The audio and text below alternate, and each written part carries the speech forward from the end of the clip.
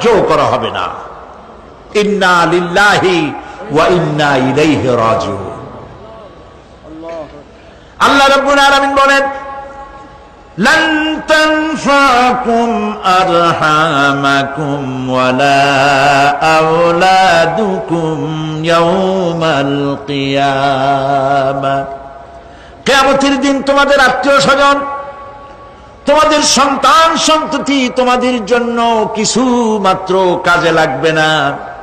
ইয়াউমা ইয়াফিরুল মারউ মিন আখিহি ওয়া উম্মিহি ওয়া আবিহি ওয়া সাহিবাতিহি ওয়া বানিহি। সেদিন মানুষ তার ভাই, মা বাপ, স্ত্রী ও সন্তান থেকে পলায়ন করবে। সেদিন প্রত্যেকে নিজ নিজ অবস্থায় পতিত হয়ে যাবে।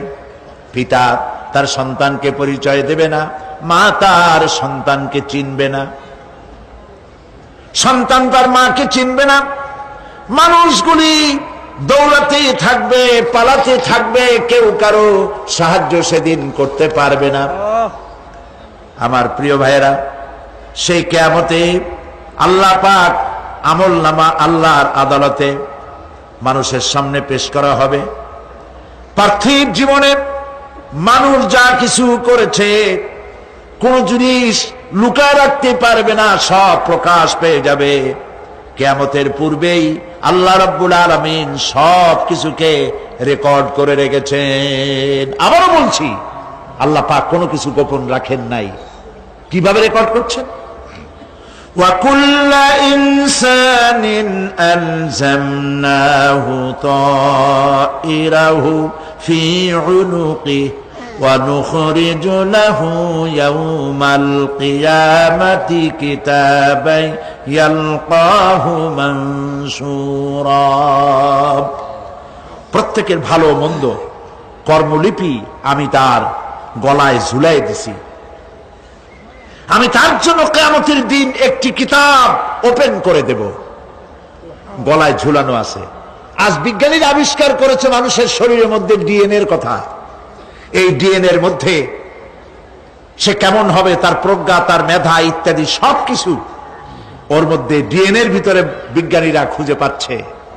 আল্লাহ পাক মানুষের গলায় একটা টেপ রেকর্ডার লাগাই দিয়েছেন। সুবহানাল্লাহ বলেন। সেই টেপ রেকর্ড আমার এই যে বক্তৃতা ভিডিওতে ধারণ করা হচ্ছে, টেপে ধারণ করা হচ্ছে। এই বুদ্ধিগুলি কে দিছে? আরে ভাই, কথা বলবেন তো আল্লাহর নাম জোরে না। এই বুদ্ধি কে দিয়েছে? যে আল্লাহ বুদ্ধি দিয়ে আপনার আমার কথা রেকর্ড করাইতে পারে, সে আল্লাহ পাক আপনাদের আমার সাথে অদৃশ্য একটি টেপ রেকর্ড গলার মধ্যে ঝুলায় রাখছেন। এটা বিশ্বাস করবেন না? কিয়ামতের দিন এই রেকর্ড তার সামনে আল্লাহ পাক বলেন, একটা কিতাব ওপেন করে দেব। তারপরে বলা হবে, ইকরা কিতাবাকা কাফা বিনাফসিকাল ইয়াউমা আলাইকা হাসিবা। তাকে বলা হবে, নিজের কর্মলিপি পড়ে দেখো, আজ তুমি নিজেই নিজের হিসাবের জন্য যথেষ্ট। পড়ো। কোথায় যাবা? জাহান্নামে যাবা না বেহেশতে যাবা? তুমি নিজেই তোমার হিসাব করার জন্য যথেষ্ট। সুবহানাল্লাহ। সেদিন কোনো সাহায্যকারী পাওয়া যাবে না, ওকালতি করার জন্য কাউকে পাওয়া যাবে না। বিশ্বাস করুন, বিশ্বাস করুন, কোন পীর সাহেব, কোন খাজা বাবা কিয়ামতের দিন আপনার আমার উপকারে আসবে না, আসবে না, আসবে না।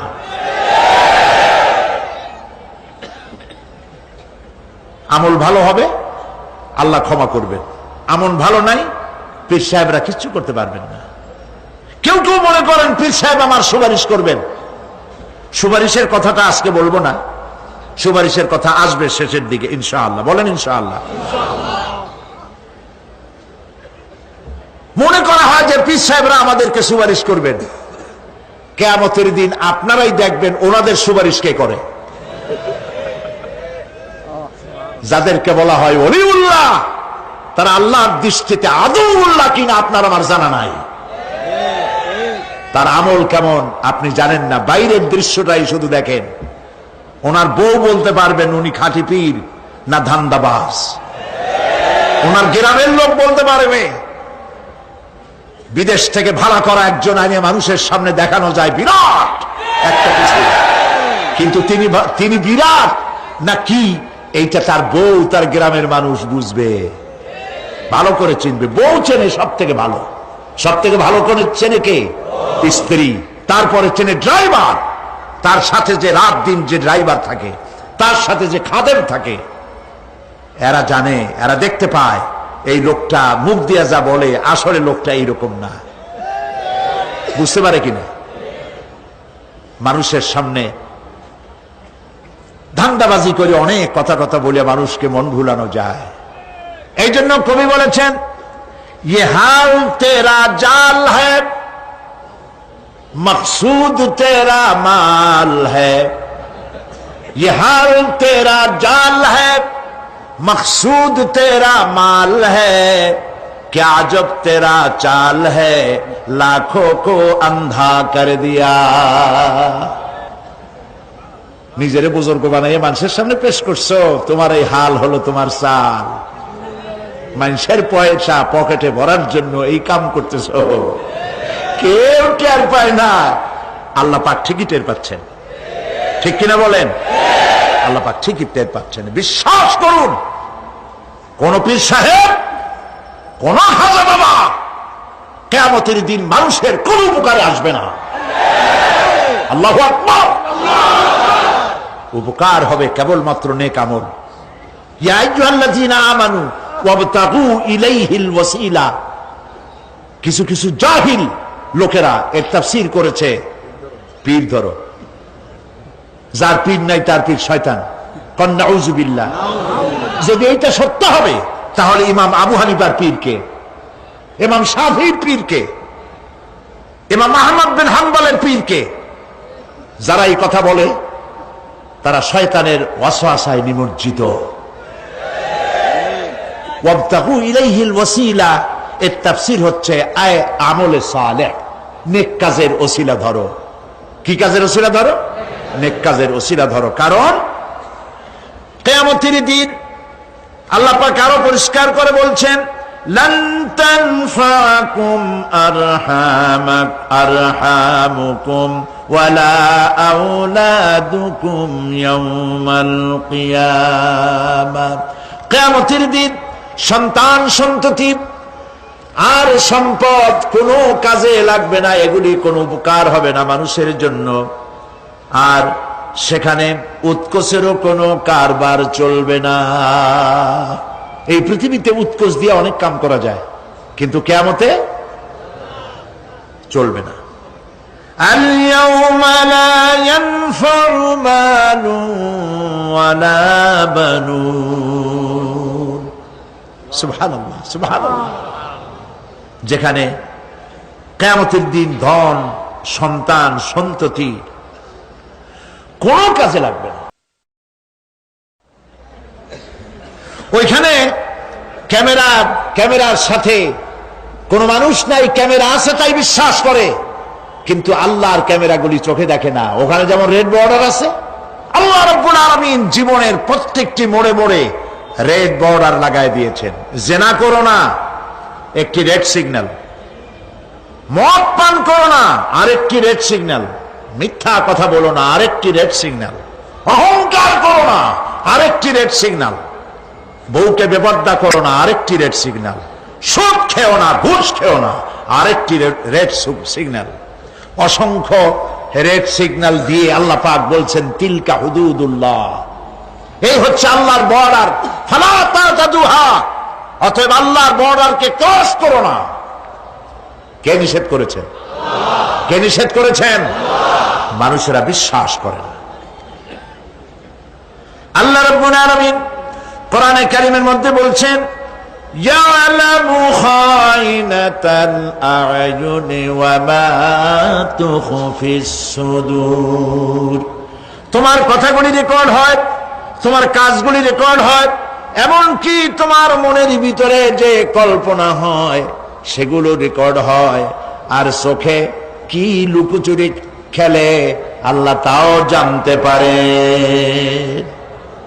সানগ্লাস পরে চোখের ফাঁক দিয়া কারে দেখো, কেউ টের পায় না।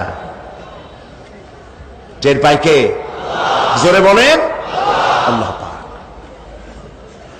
মহান আল্লাহ রাব্বুল আলামিন বলেন, কোন গুনার কাজ করে, কোন সামান্যতম গুনার কাজ করেও এড়াতে পারবে না, এবং সামান্যতম ভালো কাজ করলেও তার থেকে পুরস্কার থেকে মাহরুম হবে না।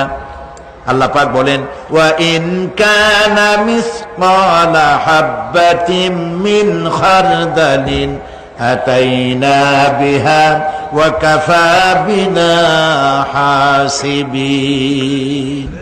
একটি সরিষা পরিমাণ আমলকেও আল্লাহ পাক কিয়ামতে হাজির করবেন। হিসাব নেওয়ার জন্য আল্লাহ পাক বলেন, আমি যথেষ্ট। সুবহানাল্লাহ বলেন। হিসাব নেওয়ার জন্য আল্লাহ পাক যথেষ্ট। হযরত ওমর রাদিয়াল্লাহু তাআলা আনহু, আমিরুল মুমিনিন, খলিফাতুল মুসলিমিন হযরত ওমর ইবনুল খাত্তাব বলেন রাদিয়াল্লাহু তাআলা আনহু, সুবহানাল্লাহ।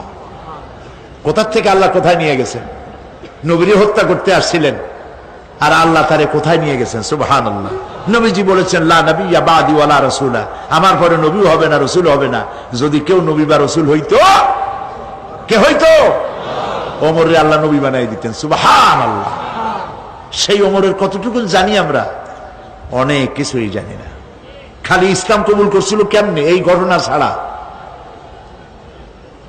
অনেক আলেমরাও জানেন না, ইল্লা মাশাআল্লাহ। যারা পড়াশোনা করেন তারা জানেন।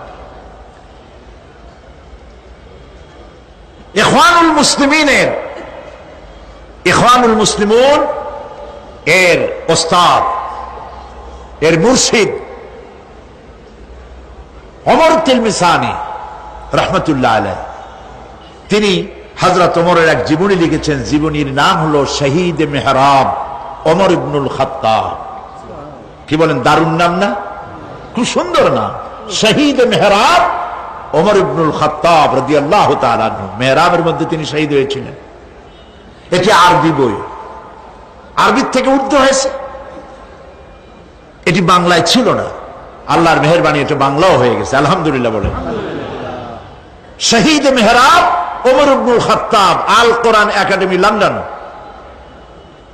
হযরত ওমর রাদিয়াল্লাহু তাআলা আনহুর এই বহুল বিশাল জীবনী গ্রন্থ বের করে বাংলা ভাষীদেরকে কৃতজ্ঞতা পাশে আবদ্ধ করেছে, আলহামদুলিল্লাহ বলেন। আপনারা কিনবেন, এখানে লাইব্রেরির সমূহতে এসে গেছে, কিনবেন, হযরত ওমর সম্পর্কে জানবেন। হযরত ওমর রাদিয়াল্লাহু তাআলা আনহু অন্ধকার রাত্রে একদিকে যাচ্ছিলেন, পেছনে কিছু লোক ছিল। হঠাৎ করে তিনি প্রশ্ন করলেন, আচ্ছা তোমাদের মধ্যে কেউ কি বলতে পারো কোরআনে কারীমের মধ্যে সব থেকে হতাশাব্যঞ্জক আয়াত কোনটি? অন্ধকারের ভেতরে একজনে জবাব দিলেন, ফামান ইয়ামাল মিসকালা যাররাতিন খায়রান ইয়ারাহ ওয়া মান ইয়ামাল মিসকালা যাররাতিন শাররান ইয়ারাহ। এর অর্থ হলো, যদি কেউ যাররা পরিমাণ, সরিষা পরিমাণ ভালো কাজ করে কিয়ামতে সেটা দেখতে পাবে, আর যদি সামান্য সরিষা পরিমাণ গুনার কাজও করে, খারাপ কাজ করে, সেটা দেখতে পাবে।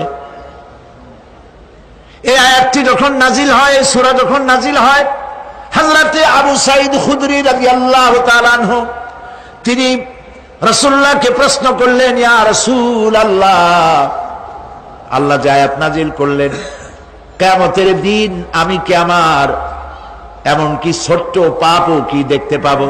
আল্লাহর নবী বললেন, আল্লাহ বলেছেন অবশ্যই দেখতে পাবা।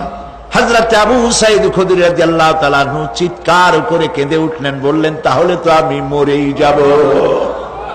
আমার ছোট্ট পাপটাও যদি আমি দেখি কিয়ামতে, আমি তো মরে যাব।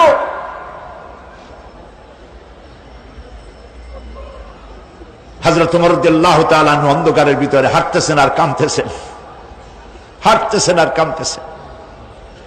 কিছু দূর অগ্রসর হয়ে তিনি প্রশ্ন করলেন, আচ্ছা কেউ কি বলতে পারো কোরআনে কারীমের মধ্যে সব থেকে আশাব্যঞ্জক আয়াত কোনটি? পেছন থেকে অন্ধকারে, ভেতর থেকে আওয়াজ এলো, লা তাকনাতু মির রাহমাতিল্লাহ, আল্লাহর রহমত থেকে, দয়া থেকে নিরাশ হয়ে যেও না, হতাশ হয়ে যেও না। হযরত ওমর কাঁদতে কাঁদতে জিজ্ঞেস করলেন, তোমাদের